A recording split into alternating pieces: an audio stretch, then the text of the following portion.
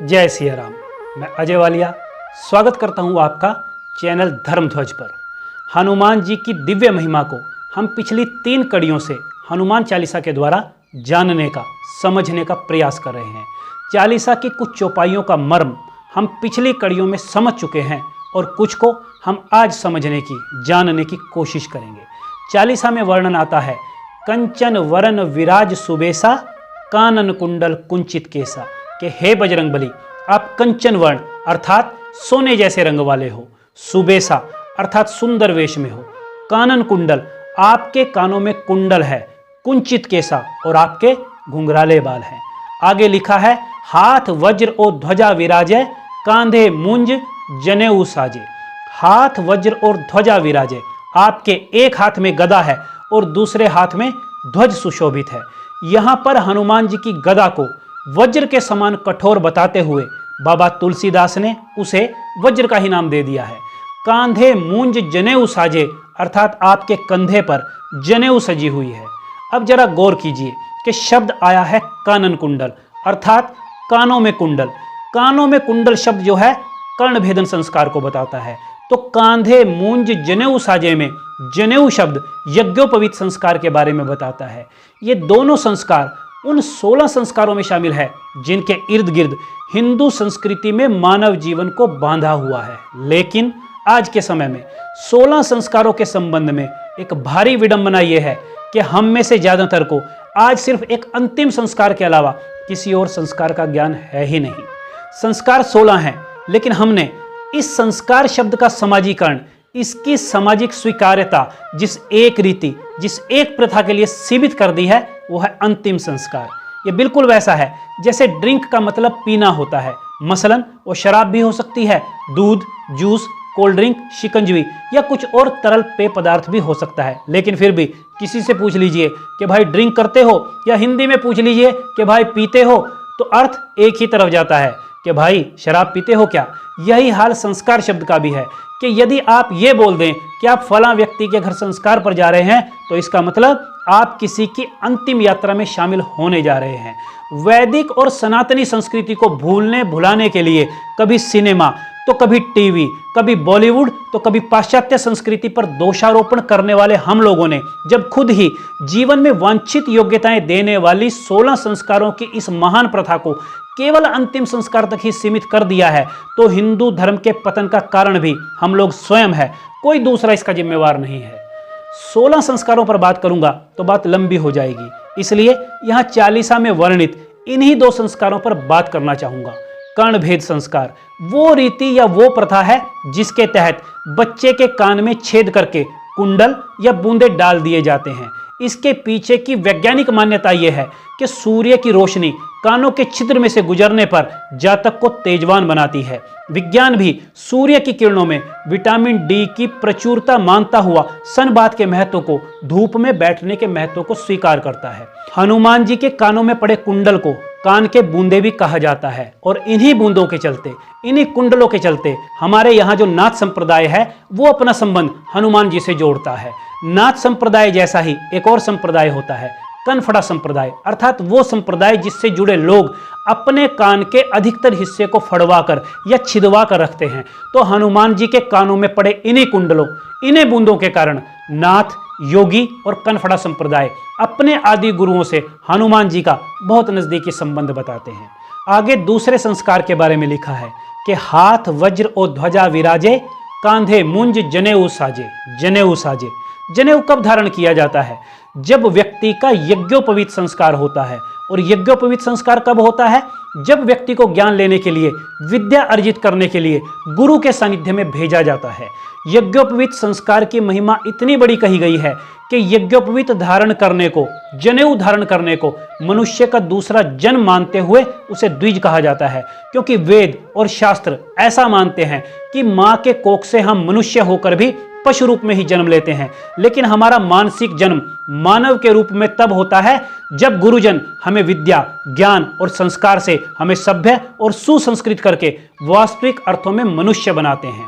16 संस्कारों की श्रृंखला में शामिल यज्ञोपवीत संस्कार की यह रीति हमें बताती है कि हिंदू धर्म में व्यक्ति के शारीरिक जन्म से कहीं अधिक उसका मानसिक जन्म होता है, जो जातक के जन्म को सार्थक करता है। और क्योंकि हनुमान जी भी द्विज हैं, ब्राह्मण वर्णी हैं, ज्ञानी हैं, सिद्ध ऋषि हैं, तो यही कारण है कि बाबा तुलसीदास हनुमान चालीसा के आरंभ से लेकर चालीसा के समापन तक उनकी स्तुति करते हुए बार बार उनसे बुद्धि और विद्या जाने की गुहार लगाते हैं।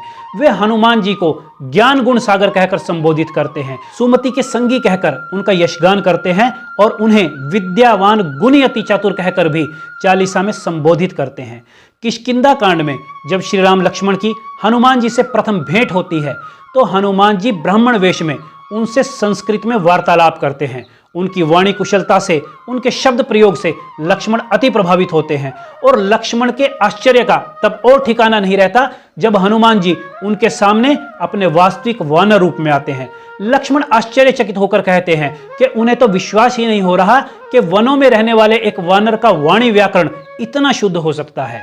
वाल्मीकि रामायण के किष्किंधा कांड के तृतीय सर्ग में हनुमान जी के भाषा कौशल से हतप्रभ लक्ष्मण श्री राम जी से देखिए क्या कह रहे हैं। नान ऋग्वेद विनीतस्य न यजुर्वेद धारिण न सामवेद विदुष शक्यमेव विभाषितुम। अर्थात जिसने ना तो ऋग्वेद का अध्ययन किया हो और ना यजुर्वेद को धारण किया हो और जो सामवेद का भी विद्वान ना हो, वो ऐसी भाषा शैली में बात ही नहीं कर सकता। अर्थात हनुमान जी वेदों में पारंगत हैं, तभी उनके पास ऐसी भाषा कुशलता है, तभी उनके पास ऐसा वाणी चातुर्य है।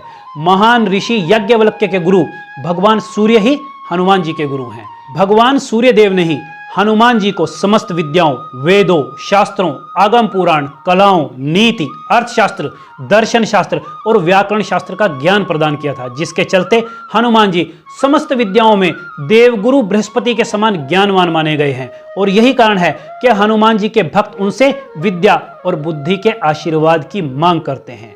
रामायण में 3 चरित्र ऐसे हैं जो वर्ण व्यवस्था को चुनौती देते हैं। पहले परशुराम हैं, जो क्षत्रिय के अत्याचारों के खिलाफ शस्त्र उठाते हैं और अपने कर्म की प्रकृति में बदलाव लाते हुए ब्राह्मण से क्षत्रिय रूप धरते हैं। दूसरे चरित्र विश्वामित्र हैं, जो ऋषि वशिष्ठ से टकराव के चलते क्षत्रिय से ब्राह्मण वर्ण में पदार्पण करते हैं।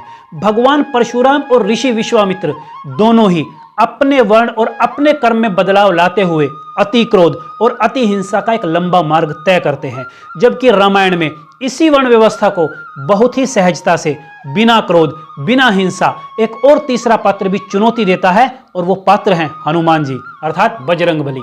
ये जो पहले वाली 2 चौपाइयां जिसमें हिंदू धर्म में वर्णित कर्णभेदन और यज्ञोपवीत संस्कार के बारे में बताया गया है, आइए इन्हीं दोनों चौपाइयों को एक बार हम दोबारा पढ़ते हैं और इसके अंदर से हम वर्ण व्यवस्था को समझते हैं कि कंचन वरन विराज सुबेसा, कानन कुंडल कुंचित केसा, हाथ वज्र और ध्वजा विराजे, कांधे मुंज जनेऊ साजे। हाथ वज्र और ध्वजा विराजे अर्थात एक हाथ में वज्र अर्थात गदा अर्थात शस्त्र हैं तथा दूसरे हाथ में ध्वज हैं। हनुमान जी एक हाथ में शस्त्र होने के चलते क्षत्रिय हैं, तो दूसरे हाथ में ध्वज होने के चलते सेवक हैं, दास हैं, शूद्र हैं। बाबा तुलसीदास ने चालीसा में ही आगे लिखा हुआ है कि राम रसायन तुम्हरे पासा, सदा रहो रघुपति के दासा। रघुपति के दासा और दास शूद्र शब्द का ही पर्यायवाची है। इसके साथ ही हनुमान जी द्वारा कांधे के ऊपर पहना हुआ जनेऊ उन्हें वेद पाठी, शास्त्र ज्ञाता ब्राह्मण भी बनाता है। अर्थात हनुमान रामायण में अकेले ऐसे चरित्र हैं जिनकी पहचान जनेऊ से ब्राह्मण वर्णी है, तो हाथ की गदा उन्हें क्षत्रिय बनाती है। इसके अलावा जब वे ध्वज लेकर चलते हैं, जब वे राम की सेवा में होते हैं, तो उनके प्रति अपने दासत्व को बड़ी गरिमा के साथ, बड़े गर्व के साथ बजरंगबली स्वीकार करते हैं। हनुमान जी ने अपने ब्रह्म का, अपने मनस का उस सीमा तक विस्तार किया हुआ है कि उन्हें ब्राह्मण या क्षत्रिय वर्णी कहलाने की कोई आकांक्षा, कोई इच्छा नहीं है, बल्कि वे तो रामदास कहलाने में ही सर्वाधिक आनंदित होते हैं। हनुमान का जनेऊधारी होना यह सवाल भी उठाता है कि ब्राह्मण जन्म से बनता है या कर्म से। असल में हमारे शास्त्र बताते हैं कि आत्मसात किए हुए ज्ञान और सात्विक बुद्धि की बदौलत कोई भी व्यक्ति अपने अंदर मौजूद ब्रह्म से जब साक्षात्कार कर लेता है तो वो ब्राह्मण हो जाता है। हनुमान भी अपने ज्ञान और बुद्धि के बलबूते पर ब्राह्मण बने, जबकि ऋषि विशर्वा का पुत्र रावण ब्राह्मण होकर भी ब्राह्मण ना बन सका, क्योंकि वो अपने मनस का विस्तार करके कभी उस ब्रह्म से साक्षात्कार कर ही नहीं पाया जो उसके अंदर मौजूद सर्वशक्तिमान सत्ता का प्रतीक था। ज्ञान और बुद्धि ने हनुमान का दर्जा पशु वंश में जन्म लेने के बावजूद संकट मोचक देवता की श्रेणी में बदल दिया और ज्ञान ने हनुमान में ऐसी दिव्य संवेदना विकसित कर दी कि वे बिना किसी स्वार्थ के, बिना किसी लालच के श्री राम की धर्मपत्नी मैया सीता को, मैया जानकी को खोजने में सहायक बन गए। अब यहाँ एक और मजेदार तथ्य सामने आता है। क्या हनुमान हिंदू समाज की वर्ण व्यवस्था में वर्णित कुल 4 वर्ण ब्राह्मण, क्षत्रिय, वैश्य और शूद्र में ब्राह्मण, क्षत्रिय और शूद्र का तो प्रतिनिधित्व करते हैं, लेकिन वैश्य वर्ण का नहीं, क्योंकि हनुमान जी ने, बजरंग बली जी ने कभी भी श्री राम से व्यापारियों की तरह, सौदागरों की तरह कभी व्यवहार किया ही नहीं। वैश्य वर्ण की बात चली है तो उस पात्र के बारे में भी बात कर लेते हैं जो वैश्य स्वभाव के हैं। वो हैं वानर राज सुग्रीव। सुग्रीव भगवान राम से इस शर्त पर मैत्री करते हैं कि श्री राम, उनकी पत्नी और उनका राज्य उन्हें दिलाने में मदद करेंगे और उसके बाद वो मैया जानकी की खोज में श्री राम की मदद करेंगे। यानी शुद्ध व्यापारिक समझौता, गिव एंड टेक, इस हाथ ले और उस हाथ दे। इससे भी बढ़कर बात यह है कि सुग्रीव श्री राम से मित्रता भी अग्नि को साक्षी करके करते हैं, जबकि हमारे यहाँ केवल विवाह की प्रथा में ही अग्नि को साक्षी मानकर संबंध जोड़ने का विवरण है। मित्रता में अग्नि को साक्षी बनाने का यह प्रसंग हिंदू धर्म की समस्त पौराणिक कथाओं में एकमात्र उदाहरण है। यानी उस जमाने में भी वैश्यवर्णी सुग्रीव एग्रीमेंट की फॉर्मेलिटी पूरी करने के बाद ही श्री राम के साथ अपना संबंध आगे बढ़ाते हैं।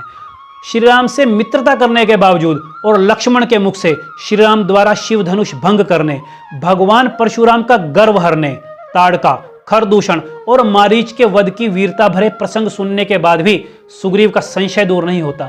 ये सब जानने के बावजूद भी सुग्रीव श्री राम की परीक्षा लेते हैं कि वो बाली को मारने में सक्षम हैं भी या नहीं।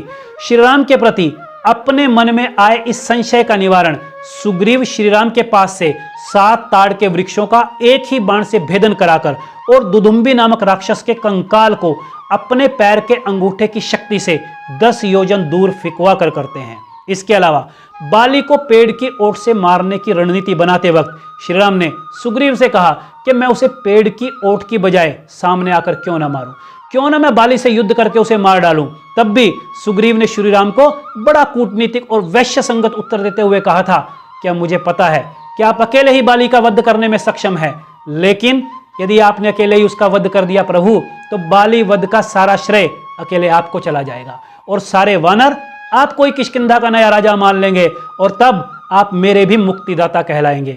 ऐसी स्थिति में कोई भी वानर मेरी आज्ञा नहीं मानेगा, मेरा सम्मान नहीं करेगा और ना ही मुझे राजा मानेगा। इसलिए आप मेरे और बाली के युद्ध में मेरे सहायक बने और पेड़ की आड़ से बाण चलाकर उसका वध कर डालिए।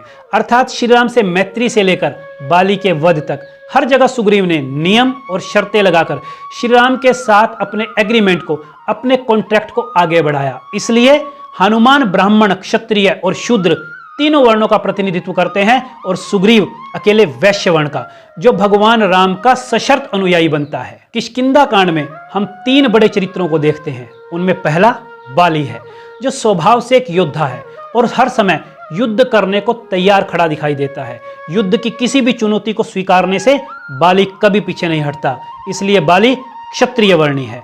किष्किंधा कांड में दूसरा चरित्र सुग्रीव का है, जो उनके लिए मददगार बनकर आए श्री राम से निस्वार्थ मैत्री के स्थान पर सशर्त मैत्री अर्थात कंडीशनल फ्रेंडशिप करता है, इसलिए सुग्रीव वैश्यवर्णी है। लेकिन किष्किंधा कांड में हनुमान अकेले ऐसे चरित्र हैं जिनके पास प्रचुर शक्ति है कि वो बाली अथवा रावण को पराजित कर सकें, लेकिन उन्हें इस बात का कोई घमंड नहीं। वो इतने ज्ञानी हैं कि उन्हें सारे वेद और शास्त्र कंठस्थ हैं, लेकिन उन्हें इसका भी कोई गर्व नहीं। हनुमान जी के साथ श्री राम की इतनी ज्यादा नजदीकी हैं कि यदि हनुमान चाहते तो बाली के मरने पर किष्किंधा के और रावण के मरने पर लंका के राजा बन सकते थे, या कम से कम श्री राम के राजा बनने पर तो उनके मंत्रिमंडल, उनकी राज्यसभा में कोई बड़ा पद बड़े आराम से ले सकते थे। लेकिन नहीं, उन्होंने कभी अपनी सेवा के बदले में किसी वस्तु की कोई अभिलाषा नहीं की, क्योंकि उनका ज्ञान उन्हें सच्चे अर्थों में ब्राह्मण वर्णी बनाता है। किष्किंधा कांड में एक और तथ्य सामने आता है कि सुग्रीव को श्री राम पर विश्वास करने के लिए साक्ष्य चाहिए, सबूत चाहिए। इसी तरह लक्ष्मण को भी हनुमान पर विश्वास करने के लिए प्रमाण चाहिए। लेकिन रामायण की संपूर्ण कथा में राम और हनुमान ये ही 2 ऐसे विराट चरित्र हैं जिन्हें एक दूसरे पर विश्वास करने के लिए किसी साक्ष्य की, किसी प्रमाण की, किसी सबूत की कोई आवश्यकता नहीं है। संपूर्ण रामायण में एक भी प्रसंग ऐसा नहीं आता जब हनुमान को श्री राम पर या श्री राम को हनुमान पर रत्ती भर भी संदेह पैदा होता हो। किष्किंधा कांड में हनुमान जी और राम लक्ष्मण की पहली भेंट से हमें एक बड़ा मंत्र सीखने को मिलता है। देखिए, हनुमान जी भगवान राम को सुग्रीव का क्या परिचय देते हैं। हनुमान जी कहते हैं कि नाथ सैल पर कपिपति रही, सो सुग्रीव दास तव अहि। अर्थात हनुमान जी जीवन से हारे हुए अपने साथी सुग्रीव का परिचय जब श्री राम को देते हैं तो उन्हें कपिपति कहकर, वानरों का राजा कहकर संबोधित करते हैं, जबकि वानरों का राजा तो उस समय बाली था, किष्किंधा का राजा भी बाली था। सुग्रीव तो निष्कासित थे, न उनका कोई राज्य था, न उनके पास उनकी पत्नी थी, न उनके पास कोई संपत्ति थी, न ही उनके पास अपना कोई वैभव था। फिर भी हनुमान जी श्री राम को सुग्रीव का परिचय एक राजा के रूप में देते हैं। ये प्रसंग हमें यह मंत्र देता है कि अपने साथी को, अपने मित्र को कभी सामाजिक रूप से छोटा मत दिखाओ, उसका कभी भी सामाजिक तौर पर अपमान मत करो। उसकी जीवन में कभी मदद की हो तो भूले से भी कभी इस बात का एहसान न जताओ कि भूल गए मैंने तुम्हारी मदद की थी। और यदि वो किसी संकट में हो, किसी विपत्ति में हो, तो उसकी मदद के लिए तुम्हारा प्रयास केवल प्रयास न होकर एक ऐसा भागीरथ प्रयास होना चाहिए जिसमें तुम अपने मित्र के, अपने साथी के संकट का निवारण करने के लिए उसके सामने साक्षात नारायण को लाकर खड़ा कर दो और उसे उसके संकट से मुक्ति दिला सको। अब आगे देखिए, इसी प्रसंग में क्या लिखते हैं बाबा तुलसीदास, तेहि सन नाथ मैत्री कीजिए, दीन जानि तेहि अभय करीजिए, कि आप उसके साथ जाकर मित्रता कीजिए और उसे अभयदान प्रदान कीजिए। अब जबकि हमें पता है कि हनुमान जी एक सिद्ध हैं, महाज्ञानी हैं, भगवान राम को और उनकी महिमा को पहचानते हैं और सुग्रीव के गुण दोषों को भी जानते हैं, फिर भी वे जगदीश्वर को ही सुग्रीव के पास लेकर जा रहे हैं। अर्थात मित्र यदि हनुमान जैसा हो तो वो अपने प्यासे मित्र के पास जल ही लेकर नहीं आएगा, बल्कि हो सकता है कि कुएं को ही लेकर आ जाए।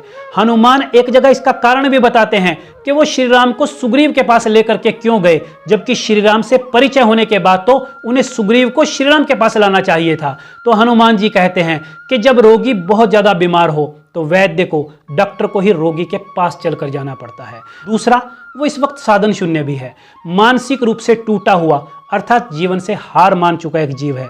इसलिए हे जगदीश्वर, हे राघवेंद्र, यदि आप खुद चलकर उसके पास जाओगे तो इससे उसका मान बढ़ जाएगा और उसमें आशा की नई किरणों का संचार हो सकेगा।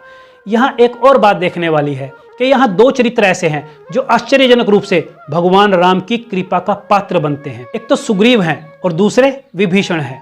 सुग्रीव और विभीषण दोनों के चरित्र में बहुत भिन्नता है।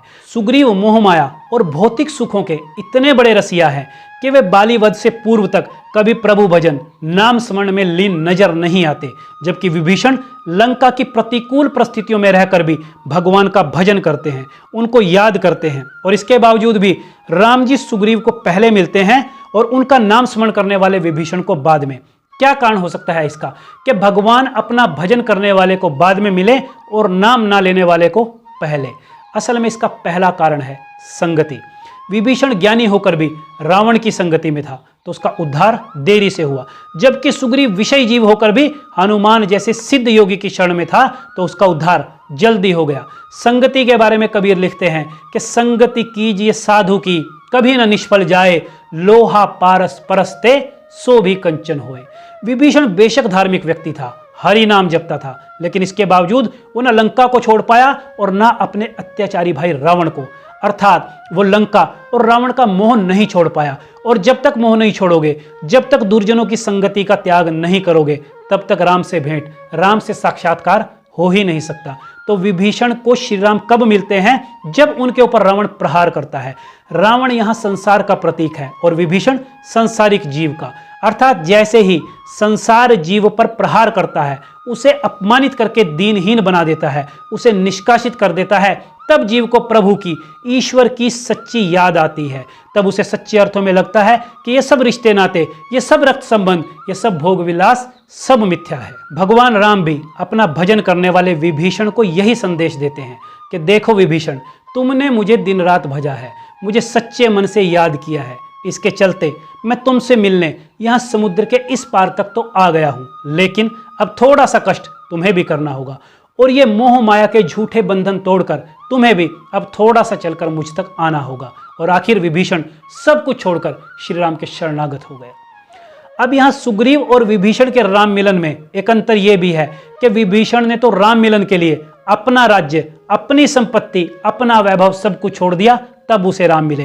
लेकिन सुग्रीव के पास तो त्याग करने को एक फूटी कौड़ी भी नहीं थी, और तब भी उसे राम जी मिल गए। किसकी बदौलत? हनुमान जी के चलते। वानरराज सुग्रीव इतने बड़े सिद्ध योगी बजरंगबली की शरण में थे, जिन्होंने बिना त्याग तपस्या के सुग्रीव का भी कल्याण करा दिया। क्योंकि बाबा तुलसीदास लिखते हैं कि तुलसी रामहु ते अधिक, राम भक्त जिए जान, ऋणिया राजा राम में धनिक भय हनुमान।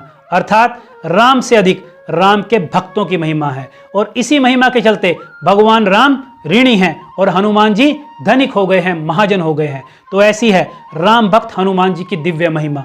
इसलिए यदि राम जी के सच्चे भक्त हो, यदि राम जी को सच में पाना चाहते हो, तो हनुमान जी के शरणागत हो जाओ।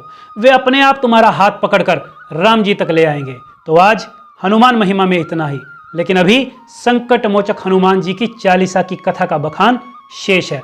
अगली कथा तक भगवान राम और मैया जानकी की कृपा आपके ऊपर बनी रहे।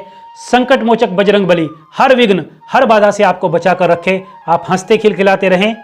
जय सिया राम, जय बजरंगबली।